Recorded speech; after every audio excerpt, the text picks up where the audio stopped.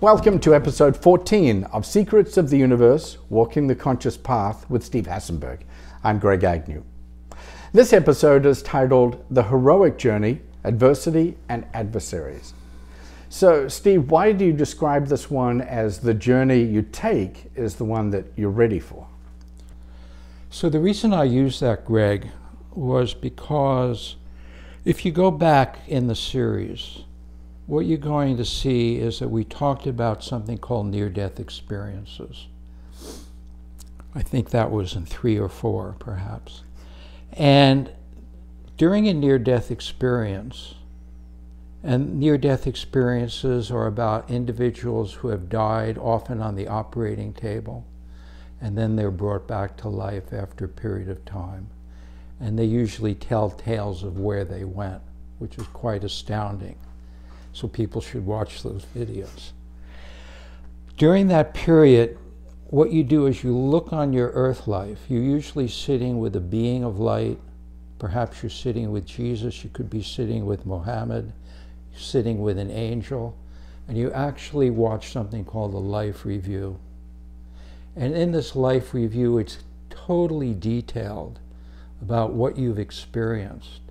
And you watch it with this being of light, let's say, and there's no judgment, there's only unconditional love. And when you watch the review of your life, the fundamental thing that people come back with is, where could I have loved more? This is what the being of light shows you. Without judgment, you could have loved more in this circumstance. You could have had more compassion in another circumstance. You could have resolved this conflict here. So you take that information in the after-death state. I don't really know what you do with it, but when we take birth as souls, we cast this information ahead of us, both in circumstance, in people, and in terms of our personalities. And what that means is that in that casting ahead, you are going to face things that you wanted to face differently. You have another opportunity. You have another chance to live life again and do it better. With no consciousness whatsoever about the fact that you're on this path.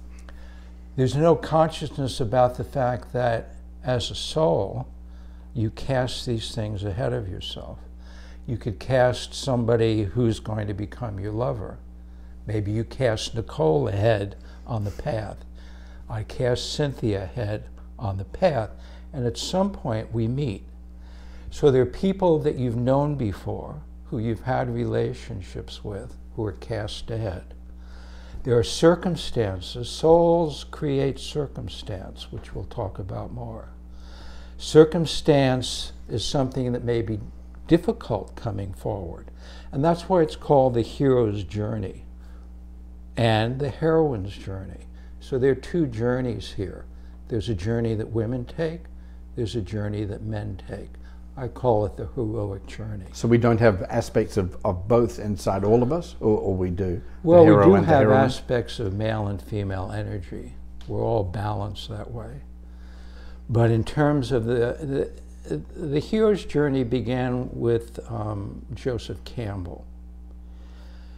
He wrote a book called The Hero with 1,000 Faces, 1949.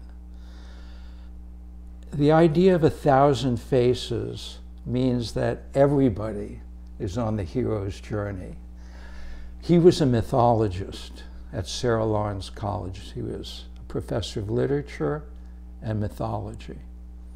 And in studying mythology, he found that there was a pattern, which we're going to talk about today, that everybody takes in a given lifetime that is there to deepen oneself, is there to help people grow. We often see it as a punishment or challenge that we can't overcome, but it's really an opportunity to grow our love, to grow our compassion, to grow our strength, to grow our patience. So there's a heroine's journey that came later Because people are going, well, do women do this the same as men? And basically, yes, right. But there's some little add-ons, right? So we wanted to talk about this journey today.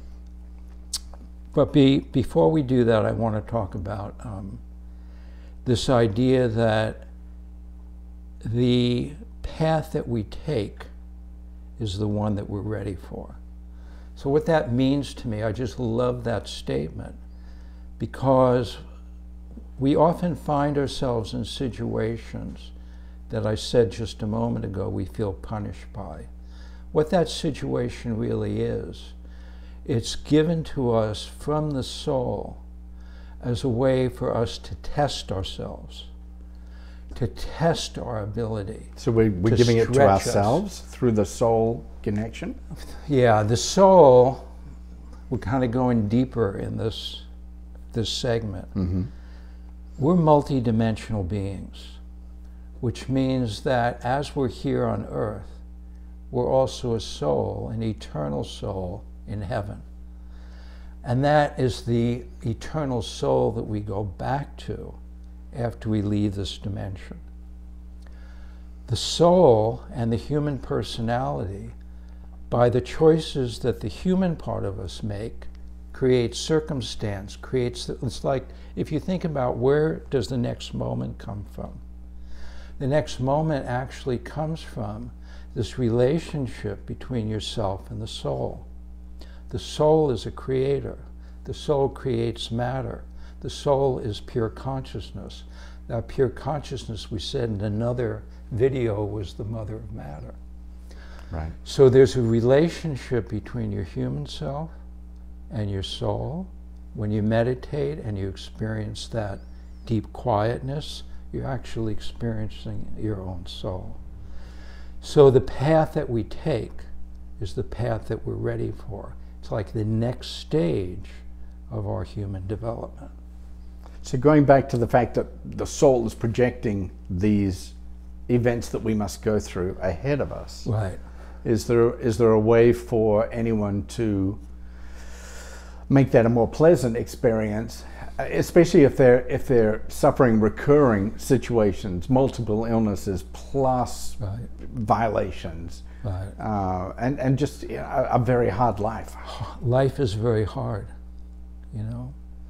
You and I we have our difficulties, but we're not in Syria, we're not in North Africa suffering from drought. Right. It's hard for us to think about what that might be like. I try to think of it to put life in perspective for me. Right. But hold that, because I want to go back to what Joe Campbell created and what he talked about in the Hero with 1,000 Faces, okay? So there's a sequence of events that happens. The first thing that happens, you're living your life, and it's an ordinary life. And then all of a sudden there's a calling. The calling is that something, maybe like the accident, something happens to us.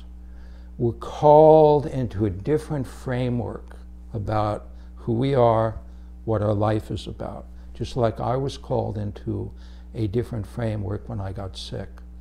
I couldn't do therapy well anymore. I couldn't walk anymore. We're called somewhere. And then we have to walk into the unknown. That's kind of like the next step.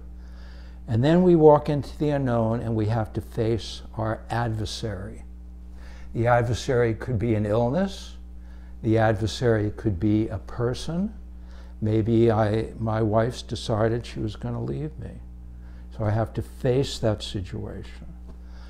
And then what happens when we face the adversary or adversarial situation, we're thrown back on ourselves and we're asked to stretch and broaden our response and to use capacities we've never used before. Maybe more patience, maybe more compassion for myself, maybe more compassion for the other. These are all things that we're asked to do. And so we go through what Joseph Campbell calls an ordeal. And as we go through that ordeal, and we're asked to be more broader and have more capacity and draw from our deepest recesses, we grow. Now there's a choice point there where we can avoid what's occurring and we can go hide and we can smoke Which is the human nature. Which is human nature. We can go and hide, but if we don't hide from what happened, and this is the point of this segment, facing what's going on, facing the emotions that are coming up, facing the adversary is what happens in the myths. Right. So if we're more mythological and we're more of a superhero, we face ourselves more fully, like at point blank range. And in doing that, using our capacities, we become a different person in a way. We become a stronger person. We become a more loving person. And then the next part of the sequence is with that love, if we faced it well, with that compassion, we come back and we bring that to the next adventure. We bring that to the next experience. So if you don't face it now, right, it's just delayed for the future, until the future. Yes. Mm-hmm. Okay. So that's what Jung said. I used that quote a few segments back. Those thoughts and feelings that we don't allow into the conscious mind come back to us from the outside as destiny. Okay? So we're creating destiny as an opportunity to face something inside of ourselves again and again until we clean ourselves out, purify ourselves, get broader, get smarter, get more tender, become more loving. And that's how life progresses. That's the beauty of the hero's journey, the heroine's journey, is that we use adversarial situations, or we use adversaries, people that we have a hard time with, to learn from. Buddha had a great quote. He said, your enemy is your best friend. That's so hard for people to accept, isn't it? I know. Isn't it? Yeah. So this is the heroic journey. And what I wanted to do, unless you have another question, I wanted to give an example. I have too many questions. I have hundreds of questions. Do you have 100? Well, I have an example. This is our journey today, is going through this explanation. I have an example from my own life, which I think is a good one, of the hero's journey for me. And that was, my dad had a heart attack. And I think I was maybe 35. And he was about 64, I think about that age. And they did an open heart surgery for him at Columbia University in New York. And there was a calling for me. The calling was, and I kept rejecting it. It kept coming, I rejected it, I kept coming. The calling was, go be with your father, who you've had a horrible relationship with. He has raged at you his whole life. He has criticized you his whole life. Go be with him and teach him how to be a father. Can you do that? I thought, can I do that? I thought, can I do that?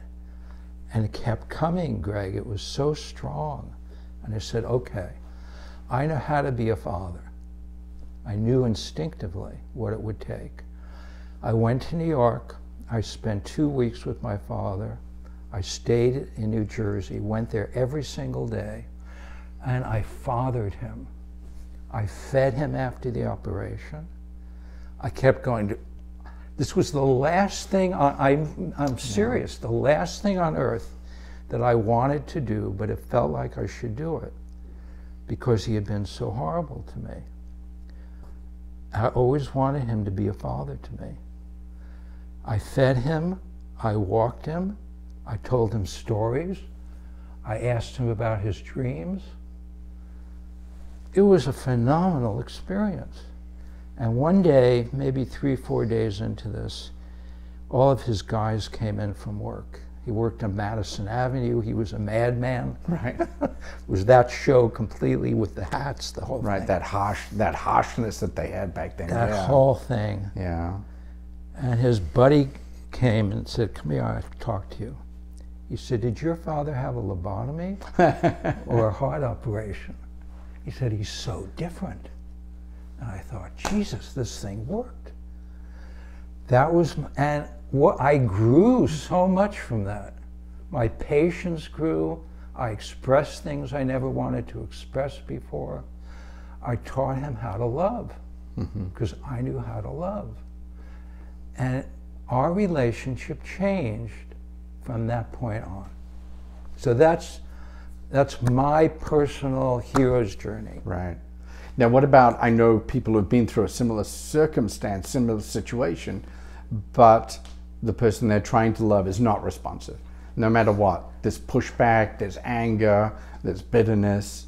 They keep trying, but it's almost a soul-destroying feeling when you're trying to do that and it's not being met. And in fact, if anything, you become the enemy by trying to help them. So for the person who's going through that, what is your advice? That happens so much. Maybe it happens 50% of the time. I have to work with this in my office, right? So the idea is that if somebody is unresponsive, we don't keep knocking on the door, right? But the idea is, how do you want to hold it inside of yourself? So we can hold it as a, like that person is an antagonist, that person is evil, I'll never be able to do this, or we can hold that person in our love. What we work on in my office is that we try to have at least a neutral after a bit. Takes a little time because you want something, your desire is basically dashed. You want a relationship, it's not happening. It's right? never going to happen. It's not going to happen. So the question is, how do we want to treat ourselves again? I see that that person's incapable. I've tried a lot. I'm not holding myself responsible. I can send love and compassion and kindness to that person while I'm meditating, if I'd like to do that. Or I can just be neutral. That person is not my responsibility, but my reaction or my response is my responsibility. So that's what I'm going to work on. So I understand what you're saying if someone has an individual circumstance they have to deal with, but I do know people who have continual, multiple situations. There might be multiple illnesses, injuries, robberies, just problems over the years, one after another. So how do they emotionally deal with this and help themselves through this path? Because it's almost like, from what you're describing, with the soul projecting things forward, that soul's very busy. It's projecting things all over the place, and they're dealing with them, not necessarily one at a time, but overlapping, right. Just continual throughout their entire life. Right. So the idea here is, without taking it too far afield, I want to really make it palpable to the people who are listening, palatable. So what we want to look at together is that the idea of the heroic journey and the heroine's journey, the idea there is that these challenges are going to come for people to help them grow. Without being able to know what an individual is going through in their lifetime, from a soul point of view, they're being challenged over and over and over. From a psychological point of view, I would say that challenge is occurring because they're not going as deep as they could. They're not loving themselves as much as they could. They may be blaming their experience, and everybody does, there's nothing wrong with it, too much. And the soul is really pushing them, like one would push an Olympic athlete to do it better and better and better until they got to where they arrived somewhere where they accomplished what they wanted to accomplish, both as a soul and as a human. I think that's the easiest way I can describe it. And from a practical sense, they should try and love themselves more, meditate. Does finding outside love also help? Get support. People need support. Maybe they're not asking for support enough. Another individual might be too male, maybe doesn't want to face themselves in an introspective way, and they're being forced to face themselves. Maybe another person has a hard time receiving love, and they're being pushed to receive love. It goes on infinitely. But from a kind of an intelligent, cosmic intelligence of the soul, there's this desire to push them forward. And it goes back to where we began, that the path they've chosen is the path that they're ready for. Not necessarily from a human standpoint, because the human always wants pleasure and not pain. But the soul doesn't care about that. It cares about the ultimate growth of a human being, finally resulting in a self-realization. The next episode is titled To All My Relations. What's that one about? Well, the next one we're going to have Kristen Sargent, who's a good friend of mine, and she works with women in Santa Monica in Los Angeles, and she helps to empower women in various capacities. And we're going to talk about our relationships with other people and how important they are to our growth. And we're also going to talk a bit about our relationships with the greater world, with the cosmos, and how important it is for us to begin going deep enough that we come back to the interconnectedness between all things. Thank you for watching episode 14 of Secrets of the Universe, Walking the Conscious Path with Steve Hasenberg. If you want to contact Steve, you can see details in the credits at the end of this episode. I'm Greg Agnew.